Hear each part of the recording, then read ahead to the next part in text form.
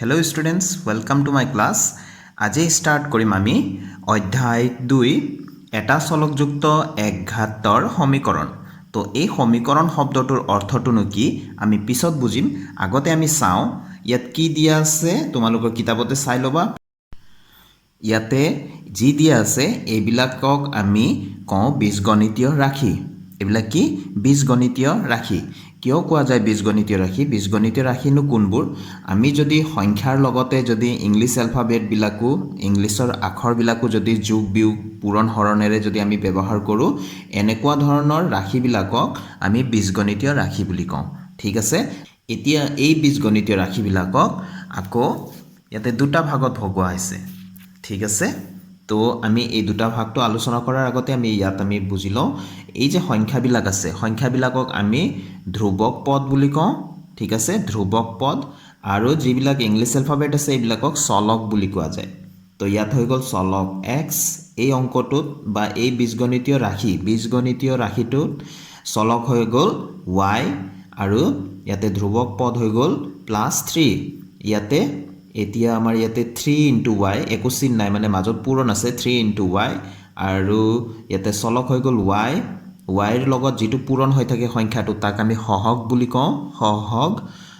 আৰু -11 এইটো হৈ গ'ল ধ্ৰুৱক পদ। ঠিক আছে, প্ৰথম যিটো ৰাশি আছে অকল x আছে, দেখিছানে ইয়াত চলক x আছে, ইয়াতে একো সংখ্যা নাই, মানে ইয়াৰ আগফালে পূৰণ হৈ আছে 1, একো নাই মানে সদায় জানিবা 1 পূৰণ হৈ থাকে। তো ইয়াতে এটা চলকযুক্ত বীজগণিতীয় ৰাশি বুলি কোৱা যায় ইয়াক, এটা চলকযুক্ত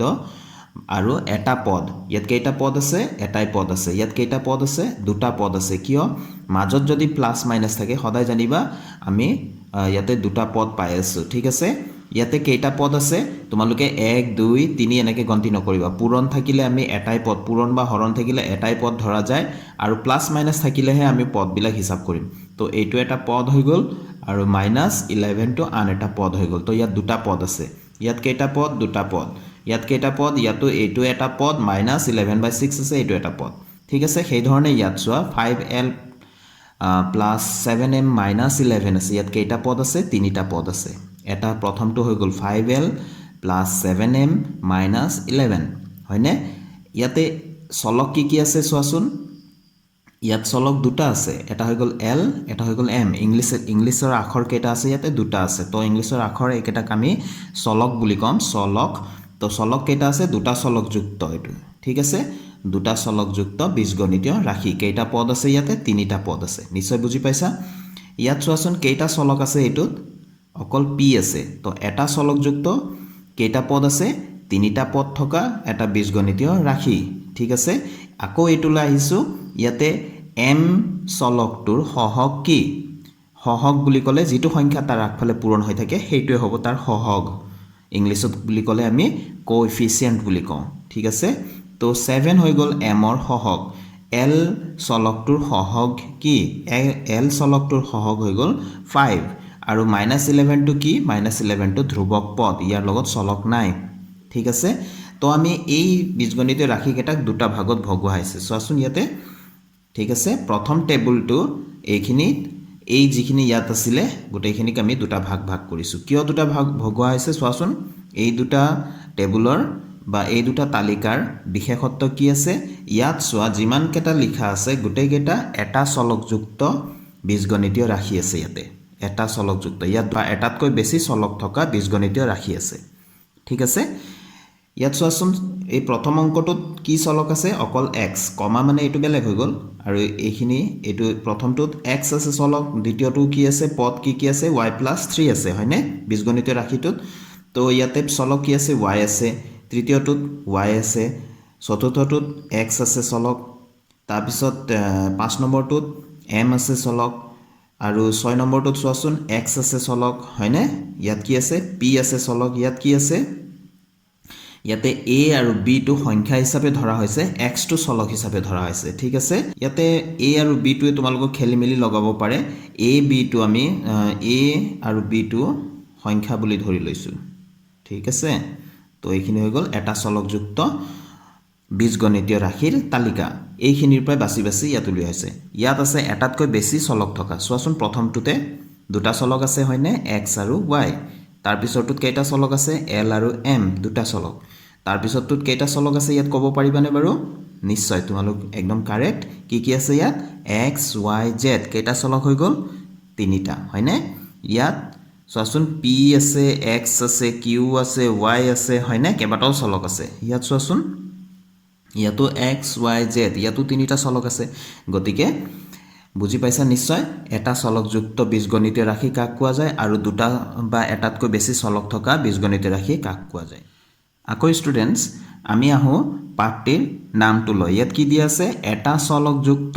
এক ঘাতৰ সমীকৰণ মন কৰিবা এটা চলকযুক্ত এক ঘাতৰ সমীকৰণ তিনিটা কথা আছে ইয়াত এটা চলকযুক্ত মানে নিশ্চয় বুজি পাইছা এতিয়া বুজিবলগীয়া আছে এক ঘাতৰ বা এক ঘাত আৰু সমীকৰণ এই দুটা কথা বুজিবলগীয়া আছে এতিয়া ষ্টুডেণ্টছ আমি এইখিনি অকমান চাওঁচোন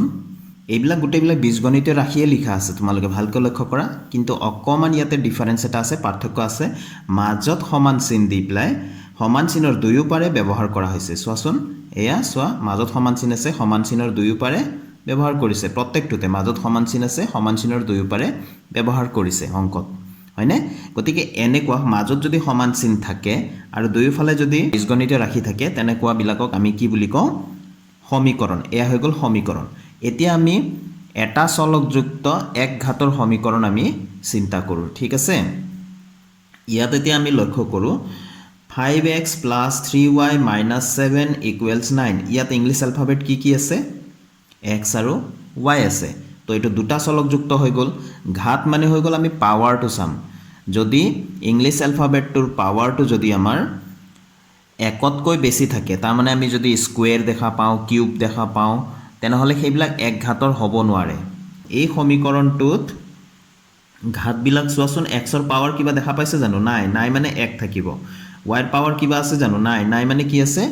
1 আছে পাৱাৰ মানে নিশ্চয় জানা তোমালোকে ক্লাস 7 ত ইতিমধ্যে পাই আহিছা সূচক যাক কম আমি অসমীয়াত সূচক হয়নে তো টিকনিত যেটো সংখ্যা লিখা যায় তো এইটো হৈ গ'ল এক ঘাতৰ সমীকৰণ হয় কিন্তু এটা চলকযুক্ত নহয় কেইটা চলক আছে ইয়াত দুটা আছে ঠিক আছে এই সমীকৰণটোত চাও ইয়াতে m ৰ পাৱাৰ দেখা পাইছানে স্কয়াৰ বা কিউব বা 3 4 কিবা দেখা পাইছানে পাৱাৰত নাই গতিকে এটো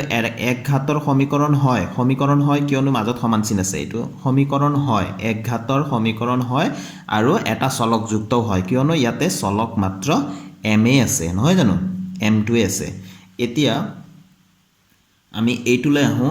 এইটো এই আমাৰ সমীকৰণটোৰ ঘাত কিমান হ'ব ইয়াৰ এই সমীকৰণটোৰ ঘাত কি হ'ব যেটো হাইয়েষ্ট পাৱাৰ থাকিব হেইটোৱে ঘাত হ'ব এতিয়া ইয়াত আমি চাও হাইয়েষ্ট পাৱাৰটো কিমান আছে y ৰ পাৱাৰ একো নাই মানে 1 আছে x ৰ পাৱাৰ দেখি আছে 2 আছে তো হাইয়েষ্ট পাৱাৰ কিমান আছে 2 এটো দুই ঘাতৰ সমীকৰণ হয় আৰু কেইটা চলক আছে দুটা চলক আছে ঠিক আছে তো আমাক কি লাগে এটা চলকযুক্ত এক ঘাতৰ সমীকৰণবোৰ চিনাক্ত কৰা বুলি কৈছে এতিয়া নিশ্চয় তোমালোকে চিনি পাবা এটো হয়নে এতিয়া এই নম্বৰটো চাইছো হেখৰটো 12 নম্বৰটো 5z = -z + 6 আছে এই সমীকৰণটোৰ ঘাত কিমান একো নাই মানে চলকটো দেখি আছো নহয় জানো গতিকে একো নাই মানে কি আছে এক ঘাতৰ এটো এক ঘাতৰ সমীকৰণ হয় এটা চলকযুক্ত হয় নে নহয় হয় অকল ইংলিছ এলফাবেট z টোৱে আছে হয়নে গতিকে এটা চলকযুক্ত এক ঘাতৰ সমীকৰণ হয় এই ধৰণে তোমালোকে বাকিবোৰ চিনাক্ত কৰিবা ঠিক আছে এতিয়া আমি আগবাঢ়ো এটা চলকৰ এক ঘাতৰ সমীকৰণৰ সমাধান সমীকৰণবিলাকৰ সমাধান কৰোতে আমি কেটামান কথা সদায় মনত ৰাখিম হেবিলাক তোমালোকে সদায় মনত ৰাখিবা এই কেটা কথা দুয়ো পক্ষতে একেটা সংখ্যা যোগ কৰা দুয়ো পক্ষতে মানে মাজত যে সমান চিন আছিল সমান চিনৰ বাওঁফালেও সমান চিনৰ সোঁফালেও দুয়ো পক্ষতে একেটা সংখ্যা যোগ কৰা দুয়ো পক্ষৰে পৰা একেটা সংখ্যাকে বিয়োগ কৰা ঠিক আছে বাওঁফালে সোঁফালে দুয়ো পক্ষকে একেটা সংখ্যাৰে পূৰণ কৰা বাওঁফালে সোঁফালে দুইটা ফালে আমি যদি এফালে পূৰণ কৰো নহব এফালে যদি পূৰণ কৰো আমি বাওঁফালে যদি পূৰণ কৰো সোঁফালেও কৰিব লাগিব একে ধৰণে দুই পক্ষকে একেটা অশূন্য সংখ্যাৰে হৰণ কৰা অশূন্য মানে শূন্য নহয় যিকোনো বাকি সংখ্যাৰে হৰণ কৰা তো দুইফালে আমি কি কৰিব পাৰো একেটা সংখ্যা যোগ কৰিব পাৰো বিয়োগ কৰিব পাৰো পূৰণ কৰিব পাৰো আৰু হৰণো কৰিব পাৰো হৰণ কৰোতে চিন্তা কৰিব লাগিব তাত যাতে শূন্য নাথাকে ঠিক আছে শূন্যৰ বাহিৰে যিকোনো সংখ্যাৰে আমি দুইফালে হৰণ কৰিব পাৰো তো আমি কেনেকৈ সমাধান কৰিম আমি 2.1 এক্সাৰসাইজটো ষ্টাৰ্ট কৰো হা তো ষ্টুডেণ্টছ আমি 2.1 অনুশীলনীটো আমি ষ্টাৰ্ট কৰিম ইয়াত দিয়া আছে তলত দিয়া সমীকৰণবোৰ সমাধান কৰা 1 নম্বৰৰ এই ভিডিঅ'টোত মই কেৱল 5টা মান কৰাই দিম ঠিক আছে তো বাকিখিনি মই পিছৰ ভিডিঅ'ত লৈ আহিম আজি কেৱল 5টা কৰিম ইয়াৰে তো আমি সমাধান কৰা মানে কি যিটো চলক আছে সেই চলকটোৰ মান উলিয়াব লাগে আমি ঠিক আছে সেই চলকটোৰ মান তাক আমি বীজ বা মূল বুলি কওঁ বীজ বা মূল বুলিও কওঁ সেই নিৰ্দিষ্ট মানটোক তো আমি কেনেকৈ কৰোঁ ষ্টাৰ্ট কৰিম আহা তো আমি 1 নম্বৰৰ 1টো লিখি লৈছো 4x + 5 = 21 দিয়া আছে সমীকৰণটো এতিয়া আমি ইয়াৰ সমাধান কৰিব লাগে অৰ্থাৎ ইয়াত আছে চলক x xৰ মানটো আমি উলিয়াব লাগে ঠিক আছে তো আমি সমীকৰণটো যেনেকৈ দিয়া আছে তেনেকৈ আৰু এবাৰ লিখি লম আমি লিখি ললো 4x + 5 = 21 যেনেকৈ দিয়া আছে তেনেকৈ আমি লিখি লম ঠিক আছে তাৰ পিছত চাবা প্লাস মাইনাসত যেটো সংখ্যা দিয়া আছে তাক আগতে আমি সমান চিহ্নৰ হিটো পাৰে আমি লৈ যাম ঠিক আছে চলক বিলাক সদায় তুমি বাওঁফালে ৰাখিবলৈ চেষ্টা কৰিবা মানে সমান চিহ্নৰ বাওঁফালে আৰু সংখ্যা বিলাক আমি হিফাললৈ নিবলৈ চেষ্টা কৰিম তো যেটো পূৰণ হৈ আছে ইয়াক হহক বুলি কোৱা যায় হহকটো আমি একেবাৰে শেষতহে আমি পক্ষান্তৰ কৰিম অৰ্থাৎ এইটো সাইডত আছে হিটো সাইডলৈ নিম তো আগতে আমি প্লাস বা মাইনাসত যেটো সংখ্যা থাকিব তাক আমি পক্ষান্তৰ কৰিম অৰ্থাৎ হিটো ফালে লৈ যাম বা হিটো ফালে থাকিলে ইটো ফালে আনিম ঠিক আছে তো আমি 4x আমি 21 টো আগৰ পা আছে আমি আগৰ পা দেখি আছো তো +5 টো আমি হিটো ফালে লিখিম এফালে নিলিখিলো যেতিয়া সমান চিহ্নৰ ইটো পাৰে লিখিম প্লাস থাকিলে মাইনাস হ'ব সাইড চেঞ্জ হলে আৰু মাইনাস থাকিলে প্লাস হ'ব তো সাইড চেঞ্জ হৈ গল তো এটো +5 আছিল আমি ইয়াকি লিখিম -5 ঠিক আছে কেৱল যোগ বিয়োগত সাইড চেঞ্জ হলে চিহ্নটো সলনি হ'ব যোগ থাকিলে বিয়োগ হ'ব বিয়োগ থাকিলে যোগ হলহেতেন তো এতিয়া 4x লিখিলো আৰু 21 ৰ পৰা 5 গলে কিমান পাও আমি 16 পাও আমি হয়নে 21 ৰ পৰা 5 বিয়োগ হলে 16 পাও তো এতিয়া আমি x ৰ মান নিৰ্ণয় কৰিব লাগে যেহেতু x ৰ লগত থকা সংখ্যাবিলাক আতৰাব লাগিব x ইয়াতে 4 টো পূৰণ হৈ আছে হহক x ৰ হহক 4 মানে 4 টো পূৰণ হৈ আছে গতিকে ইয়াক আমি সাইড চেঞ্জ কৰিম এতিয়া x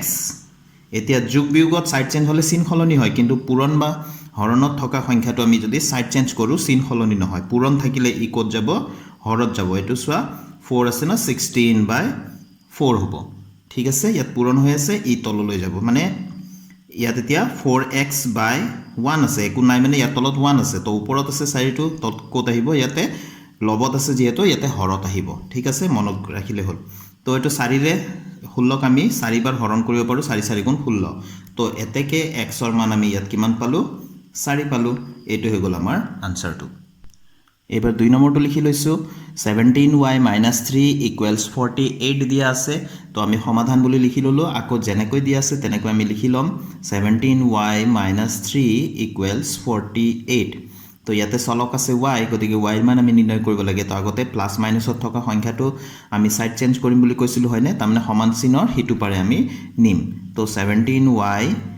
= 48 টো লিখি ললো আগৰ পাই যেহেতু আছে সমান চিহ্নৰ হিটো পাৰে -3 টো ইয়াত লিখা নাই যেহেতু সমান চিহ্নৰ এইটো পাৰে লিখি মাইনাস আছে তো কি হ'ব প্লাস হ'ব তো এতিয়া 17y = 51 আছে তো এতিয়া আমি y মান উলিয়াব লাগে তো y লগত 17 টো পূৰণ হৈ আছে y হহকটো হৈ গল 17 তো ইয়াক এতিয়া আতৰাম এতিয়া y টো y লগত 17 টো পূৰণ হৈ আছে তো 70 টো এফালে সাইড চেঞ্জ হলে হৰত আহিব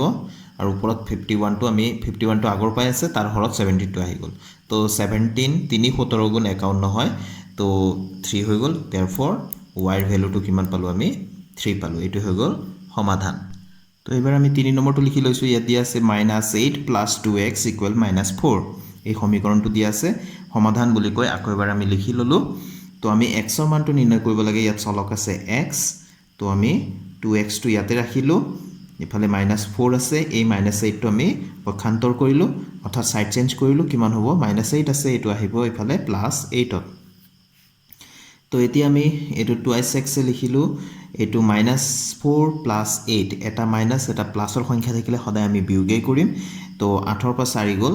4 8 টো যেহেতু ডাঙৰ গতিকে তাৰ প্লাস চিহ্নটো থাকিব একো চিহ্ন নাই মানে ইয়াত প্লাস সাইন তো এতিয়া x ৰ লগত 2 টো পূৰণ হৈ আছে ক'ত যাব নিশ্চয় হৰত যাব এটো 4 হৈ গল হয়নে তো 2 2 গুণ 4 তো therefore x ৰ মান কিমান পালো আমি 2 পালো এটো হৈ গল x ৰ এই চলকৰ বীজ বা সমাধান এবাৰ আমি 1 নম্বৰৰ 4 টো লিখি ললো ইয়াত দিয়া আছে 6x/7 = 42 এটো সোৱা দেখাত অকমান বেলেগ ধৰণৰ হয়নে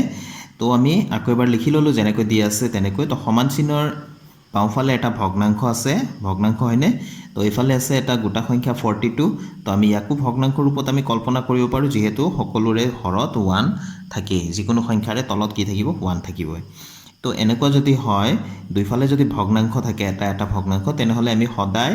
বজ্ৰগুণন বুলি কয় এনেকৈ ক্ৰছ পূৰণ কৰিম ওপৰটো তলৰ লগত পূৰণ কৰিম তলৰটো ওপৰৰ সৈতে পূৰণ কৰিম ঠিক আছে তো আমি প্ৰথমতে কি কৰিম 6x এগুণ কিমান হ'ব একৰ লগত যি পূৰণ কৰা হেতুৱে হ'ব 6x আৰু ইফালে 7 * 42 তো ভালকৈ মন কৰিছেনে কেনেকৈ কৰিলো তো এনেকৈ আমি পূৰণ কৰি দিব লাগিব দুইফালে যদি কেৱল এটা ভগ্নাংশ থাকে তেতিয়া ঠিক আছে তো এতিয়া x ৰ সৈতে 6 টো যেটো আছে সহগ এই সহগটো আতৰাব লাগিব তেতিয়াহে আমি x ৰ মান পাম তো x = এটো পূৰণ কৰি নিদিও পূৰণ কৰি দিলে এনে ডাঙৰ হৈ যাব হয়নে গতিকে এনেকৈ লিখি থৈ দিও আৰু ইফালে এই 6 টো আছে 6 টো হৰত আহিব তো 6 7 গুণ 42 এফালে যেটো পূৰণ হৈ আছে ই হৰত আহিব যদি হৰত থাকিলেহেতেন পূৰণ হলহেতেন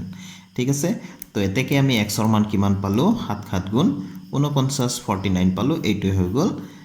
চলক x ৰ বীজ বা সমাধান এবাৰ ষ্টুডেন্টস আমাক দিয়া আছে 1 or 5 to 6y by 11 equals 54 by 99 প্ৰায় আগৰ 4 নম্বৰটোৰ দৰে হয়নে এফালে এটা ভগ্নাংশ সমান চিনৰ হেতু পাৰে এটা ভগ্নাংশ তো আমি 4 নম্বৰটোৰ নিচিনা আমি নকৰিম অকমান বেলেগ ধৰণে কৰিম ঠিক আছে ইয়াত এটা টেকনিক শিকালো মই ইয়াত এটা অকমান বেলেগ ধৰণৰ মই শিকাম এতিয়া চাবা ইয়াত যেহেতু আমি চলকটোৰ মান নিৰ্ণয় কৰিব লাগে চলকৰ সৈতে থকা সংখ্যাবিলাক আমি আতৰ কৰিব লাগে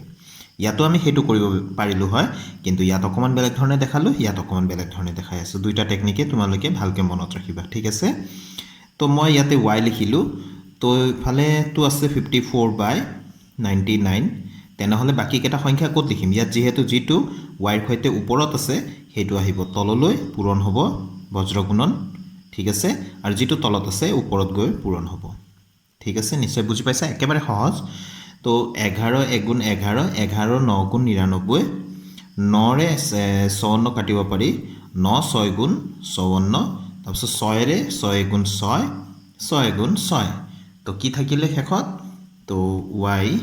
ইকুৱেলছ কি থাকিলে এফালে 1 পূৰণ 1 1 গুণ 1 আৰু তলতো এটো একো নাই 1 গুণ 1 অৰ্থাৎ তলে ওপৰে 1 কে আছে নহয় জানো গতিকে y ইকুৱেলছ 1 এটোক আমি এতেকে বুলি লিখি দিলে ভাল তো y ৰ মান কি পালো আমি 1 পালো এটো হৈ গল ইয়াৰ সমাধান তো ষ্টুডেন্টস আশা কৰো আজিৰ ভিডিওটো যিবিলাক কথা আলোচনা কৰা হল হেবিলাক কথা গুটেখিনি তোমালোকে ভালকে বুজি পাইছা আৰু যিকেটা অংক কৰি দিছো হেকেটাও তোমালোকে বুজি পাইছা তেনেহলে আজিৰ ভিডিওটো মই ইয়াতে সামৰিছো ষ্টুডেন্টস নেক্সট ভিডিওত আকৌ লগ পাম বেলেগ কোৱেশ্চন কেটাৰ আনসাৰৰ সৈতে thank you students keep watching my channel